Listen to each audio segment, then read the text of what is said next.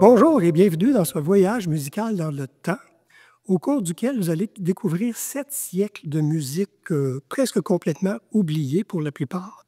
Vous allez entendre ces musiques sur des instruments d'époque, les mêmes instruments que les gens qui ont vécu entre 1200 et 1900 ont pu entendre de leur vivant. Vous avez entendu la première pièce, le trotto, joué sur un luth médiéval, un instrument très rare aujourd'hui, mais qui était très en vogue, très populaire dans les années 1200, 1300 et 1400.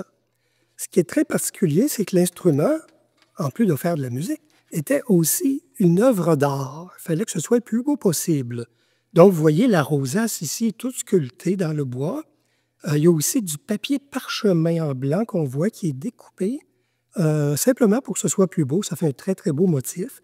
Et il y a même une deuxième petite rosace sculptée dans le bois, à même la table d'harmonie, simplement pour que ce soit plus beau. Elle ne change pas beaucoup la résonance, mais comme vous dit, le luth, c'était une œuvre d'art, il fallait que ce soit très beau. Un instrument joué par à peu près tout le monde, les gens du peuple, les paysans, mais aussi et surtout par les rois, les reines, les souverains, les barons, les ducs, etc.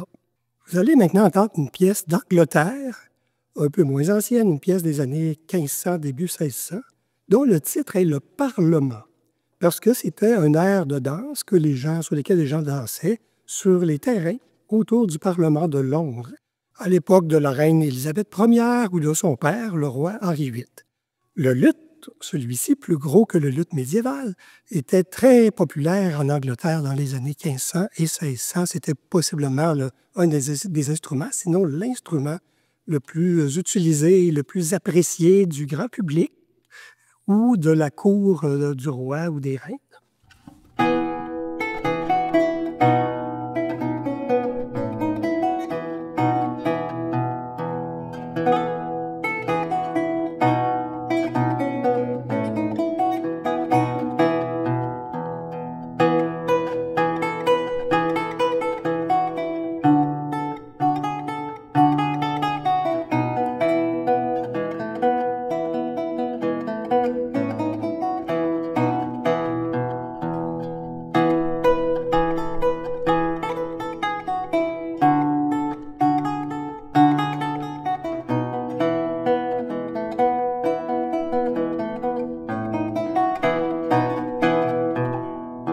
Je vous disais plutôt que le luth était aussi une œuvre d'art. C'était le cas de ce luth qu'on appelle aujourd'hui le luth Renaissance. Vous voyez aussi que lui aussi a une rosace sculptée, comme l'autre des frettes en boyau de mouton. L'évolution de l'instrument a fait en sorte qu'il y avait beaucoup plus de cordes. Celui-ci a 19 cordes. Je vais maintenant vous jouer une autre pièce très populaire à l'époque. Elle a été utilisée par William Shakespeare lui-même comme musique de scène lors de la représentation de Roméo et Juliette. Donc, vous apercevez à l'écran le balcon sur lequel Roméo a fait la cour à Juliette. Et puis, c'était sur ce luth que les musiciens montaient sur scène dans le balcon des musiciens au Globe Theatre à Londres, où Shakespeare avait présenté sa célébrissime pièce Roméo et Juliette. Je vous joue maintenant une pièce que vous allez reconnaître à tout le monde, même si elle a plus de 400 ans. C'est une chanson d'amour composée à l'époque pour une certaine Lady Greensleeves. Donc, c'est la pièce que Shakespeare a utilisée pour Roméo et Juliette. Vous allez la reconnaître, elle a traversé les siècles, on l'entend encore très souvent de nos jours.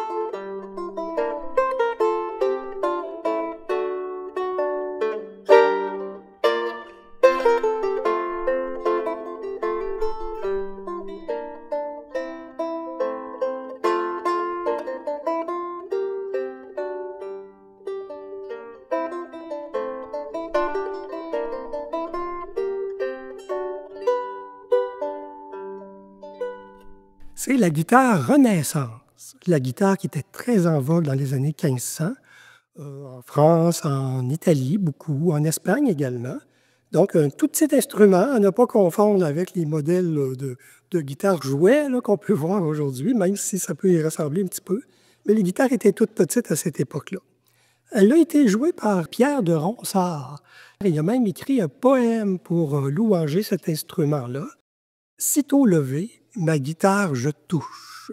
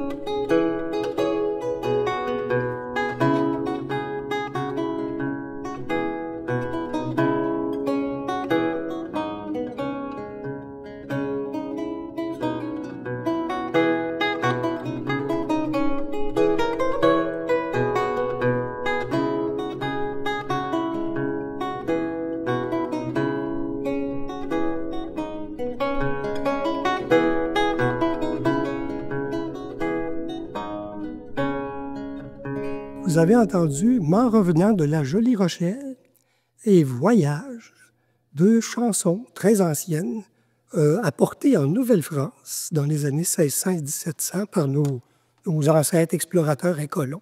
Ces musiques viennent de l'ouest de la France, la région de La Rochelle, bien sûr, et des régions à proximité.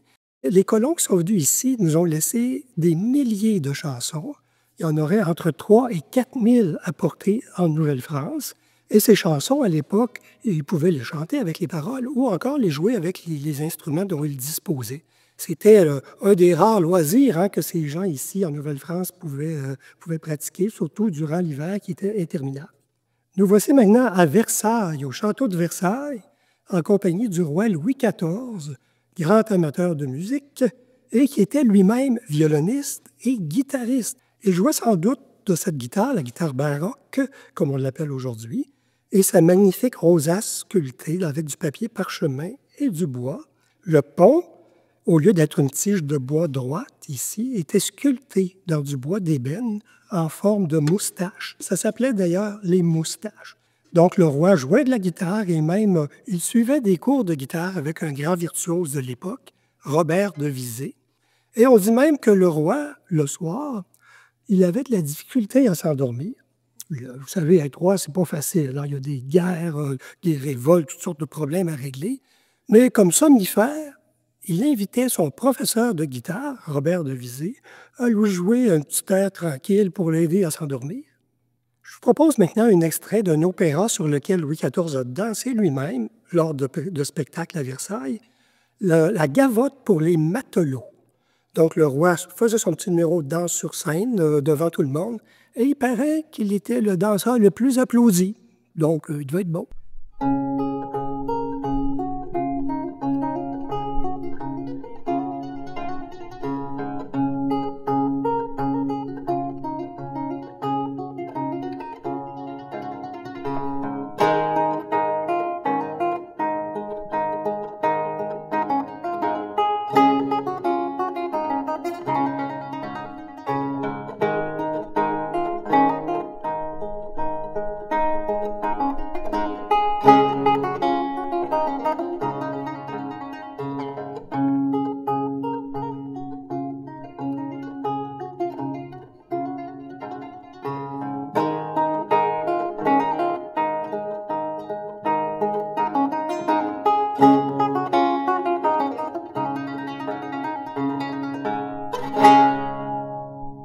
Ces musiques de diverses époques suscitent chez moi beaucoup d'émoi. J'adore ces musiques, tellement que je me surprends chaque année ou presque à voyager en Europe pour visiter ces lieux où tant de belles musiques ont été jouées il y a 400, 500, 600 et 700 ans. Vous allez entendre maintenant une mélodie que bien des gens parmi vous allez reconnaître. Il s'agit de Scarborough Fair, une chanson qui a été popularisée par Simon and Garfunkel. Mais ce qu'on ne savait pas en écoutant cette pièce-là, c'est que c'est un chant traditionnel de la région de Scarborough, en Angleterre.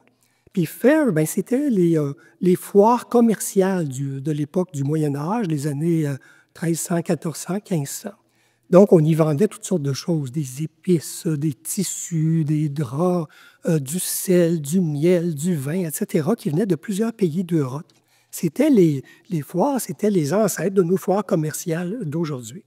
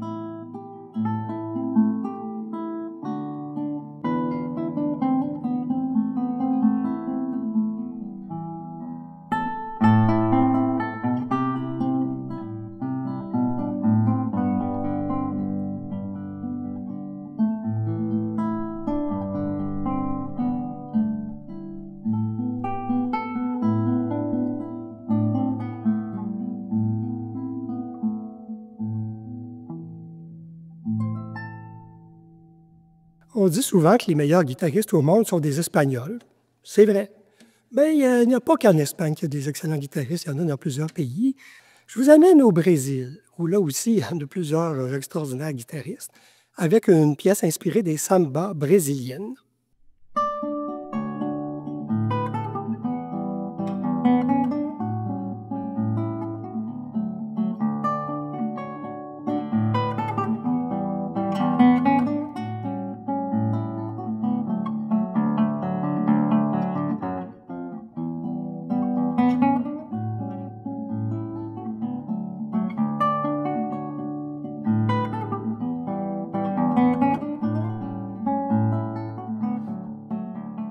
Et voilà qui termine cette émission Voyage musical. J'espère que vous aviez apprécié découvrir certaines musiques connues, mais plusieurs totalement inconnues, avec des instruments qu'on ne voit pas tous les jours. Donc, au plaisir et à la prochaine.